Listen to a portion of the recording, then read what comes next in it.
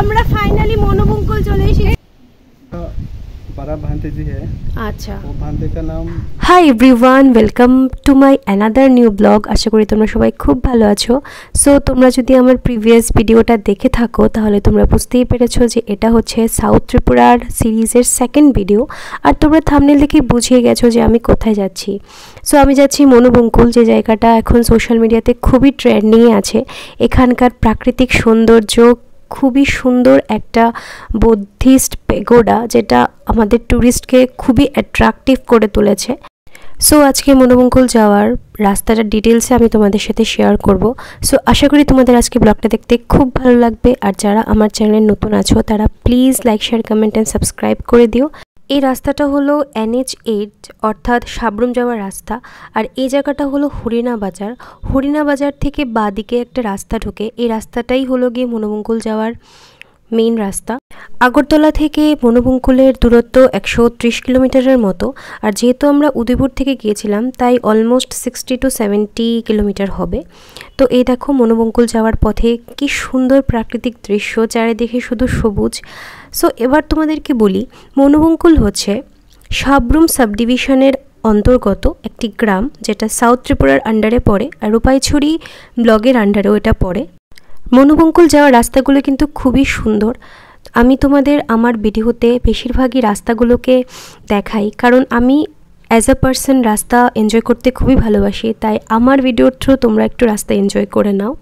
মনোবঙ্কুল যেতে গেলে তোমরা প্রাইভেট ট্রান্সপোর্ট ইউজ করতে পারো। তাছাড়াও আগরতলা বা রাজারবাগের যে মেইন বাস স্টপগুলো আছে, এখান থেকেও মনোবঙ্কুল যাওয়ার বাস আসে। সো চলো রাস্তাটা এনজয় করো। আর দেখবে এখানে রূপাইছড়ি RD ব্লকের অফিসটা আছে। এছাড়াও বিভিন্ন ধরনের হেলথ সেন্টারও রয়েছে। ধাম্মাদিপা যে ইউনিভার্সিটিটা, এটাও রয়েছে। তো তোমরা ইজিলি মনোবঙ্কুলের রাস্তাটা বিভিন্ন ল্যান্ডমার্ক দেখে একদম ইজিলি পৌঁছে যেতে পারবে। তো চলো রাস্তাটা এবার এনজয় করি আর লাস্ট অবধি ব্লগটা দেখতে থাকো। রূপাইছড়ি RD ব্লকের অফিস থেকে আরও সামনে এগোলে তোমরা দেখবে এটা হলো সোনাই বাজার।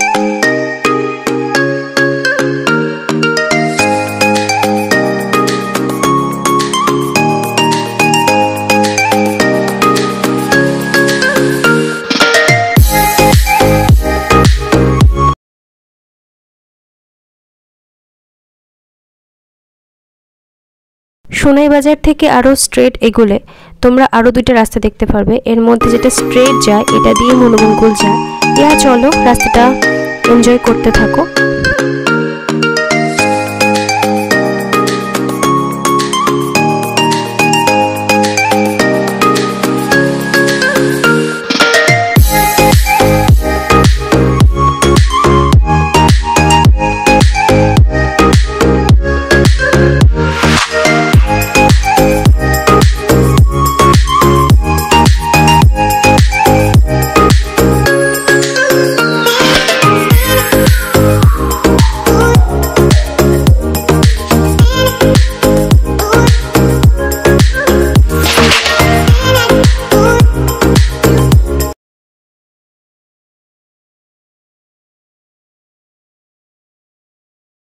রাস্তায় আসার পথে তোমরা অনেকগুলো স্কুল বা বিভিন্ন ধরনের বুদ্ধিস্ট প্যাগোডা ছোটোখাটো দেখতে পেলে।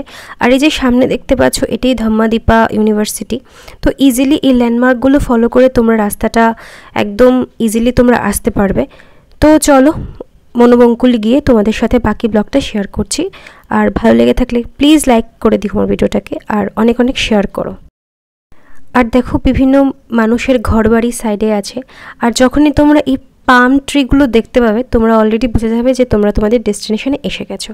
সো ফাইনালি আমরা আমাদের ডেস্টিনেশনে এসে গেছি। আর কি সুন্দর দেখো, পাম গাছগুলো কি সারিবদ্ধভাবে দাঁড়িয়ে রয়েছে।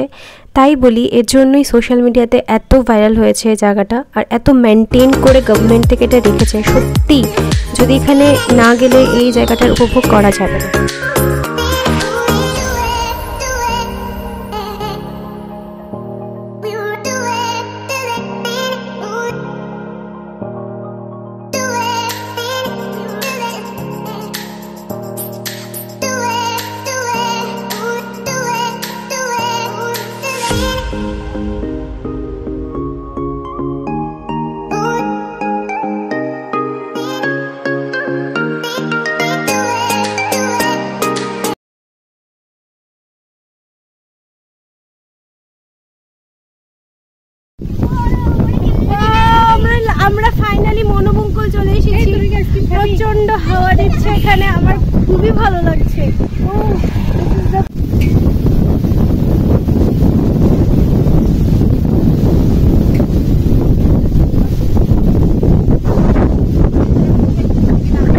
ক্লিপসটা আমাকে ভয়েস ওভার দিতে হয়েছে, বেসিক্যালি ওইখানে কিছুই বাতাসের জন্য শোনা যাচ্ছিল না ঠিকভাবে। সো আমি বলছিলাম যে আমার সব থেকে ওইখানে গিয়ে যেটা ভালো লাগছিল, দুই ধারে সারি সারি পাম গাছ, যেটার মধ্যে সবাই ছবি তুলছে আর খুবই ট্রেন্ডিংয়ে এসেছে এই পাম গাছগুলোর জন্য জায়গাটা। আর এখানের এত বাতাস যা সত্যি এনভায়রনমেন্টটাকে খুবই সুথিং আর রিফ্রেশ করে তুলেছিল। আর আমি এটাও বলছিলাম যে যেহেতু আমরা একদিনে 4টা ডেস্টিনেশন কভার করেছি, তাই তোমাদের একটু ধৈর্য ধরে ব্লগটা দেখতে হবে। সো লাস্ট অবধি ব্লগটা দেখতে থাকো, আশা করি তোমাদের ব্লগটা দেখতে খুব ভালো লাগবে। এখানে বাতাসে দাঁড়ানো যাচ্ছে না। তো এখন আমরা যাচ্ছি মহামণি প্যাগোডাতে। এটা হলো ত্রিপুরার লার্জেস্ট প্যাগোডা।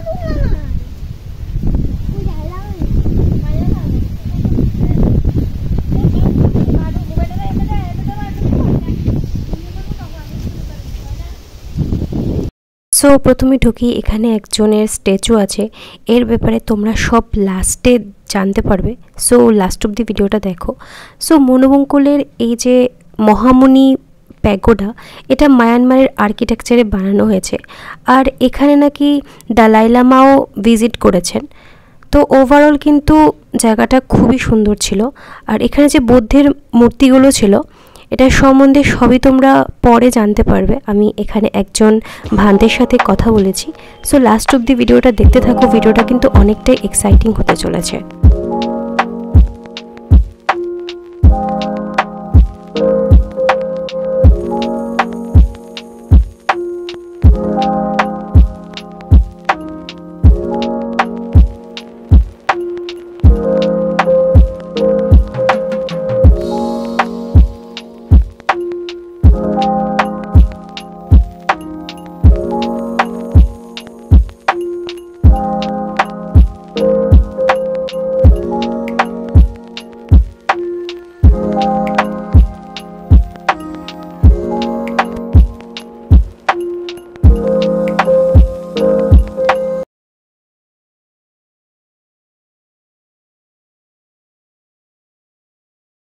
সো এই যে ঘরটাতে এটা আরেকটা বৌদ্ধের মূর্তি রয়েছে, চলো তোমাদেরকে গিয়ে দেখাই।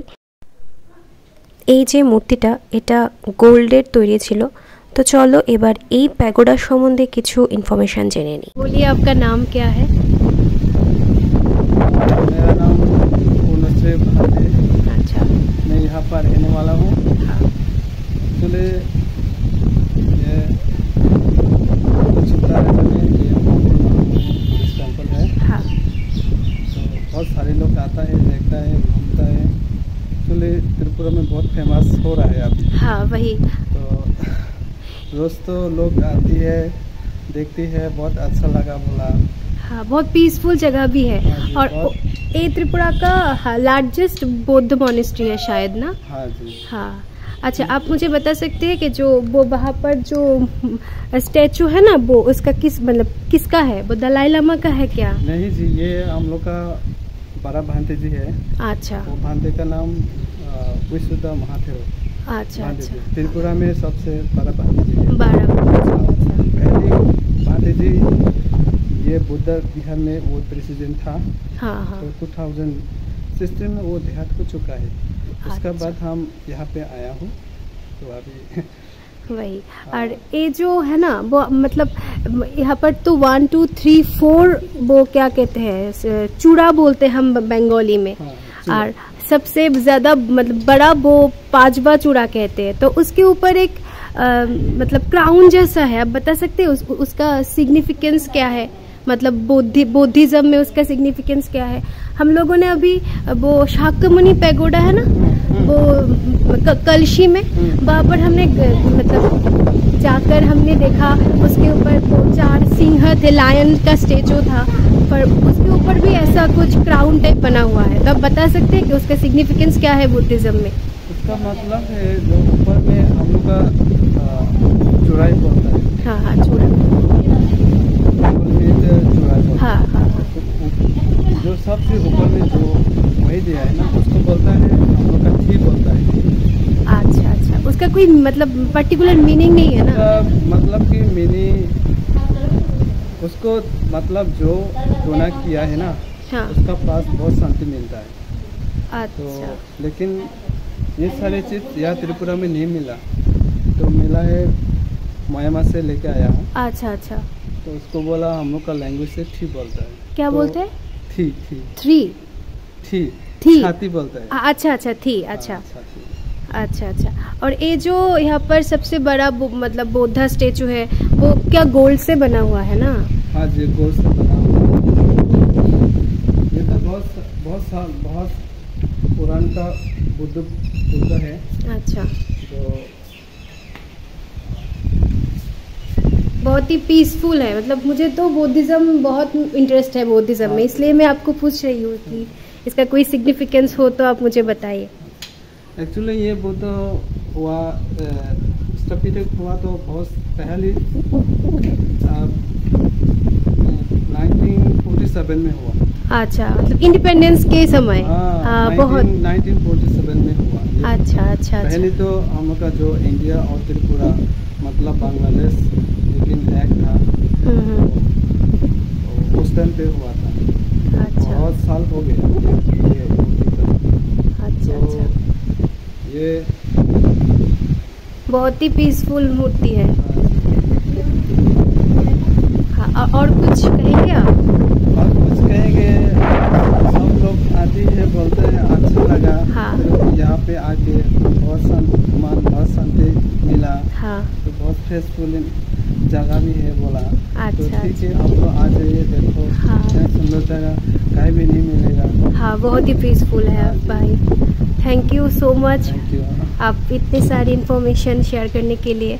अच्छा, और एक बात मतलब मैं पूछना चाहूँगी, यहाँ पर जो क्या नाट मंदिर बोलते हैं उसको, हमारी हिंदुइज्म में मतलब एक जो भगवान की मूर्ति है उसके ऑपोजिट में कुछ ऐसे नाट मंदिर बोलते हैं, तो आप बता सकते हैं कि बुद्धिज्म में क्या है? मतलब ये जो है ना वो घर जैसा, मतलब ये तो हाँ। है, मतलब ये तो धम्मा टीचिंग मतलब यहाँ पर प्रेयर होता है। हाँ, प्रेयर होता है, मतलब मेडिटेशन होता है। अच्छा अच्छा। उसके बाद धम्मा टीचिंग होता है। अच्छा, धर्म टीचिंग। अच्छा धम्मा टीचिंग।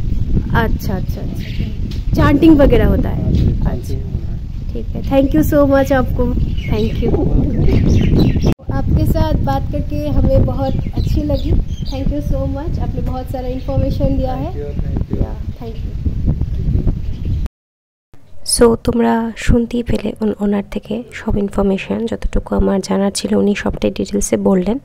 আর এই যে দেখো, এটা নাকি ইন্ডিপেন্ডেন্সের সময় থেকে আছে, আর এটা টোটালি পুরোটাই গোল্ড দিয়ে তৈরি। আর এখানে সব থেকে যেটা ভালো লাগলো সেটা হলো ওরা কোনো এন্ট্রি ফিস এখানে রাখেনি। তোমরা দেখলেই, আমি ওনাকে জিজ্ঞেস করেছিলাম, উনি সবটাই কি সুন্দর করে এলাবোরেট করলো।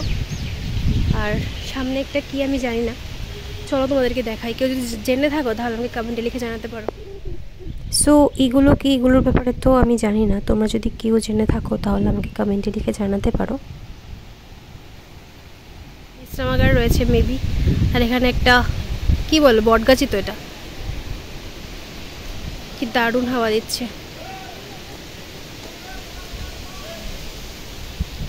এখন আমরা মহামুনি প্যাগোডা থেকে বেরিয়ে যাচ্ছি, এখন যাচ্ছি আমাদের লাস্ট স্টেশনে। তো ওইখানে গিয়ে আবার ব্লগ স্টার্ট করবো। অ্যান্ড তোমাদের যদি ব্লগটা একটু ভালো লাগে থাকে তাহলে please like, share, comment and subscribe to my channel. Till then tata, good bye, দেখা হচ্ছে নেক্সট ব্লগে।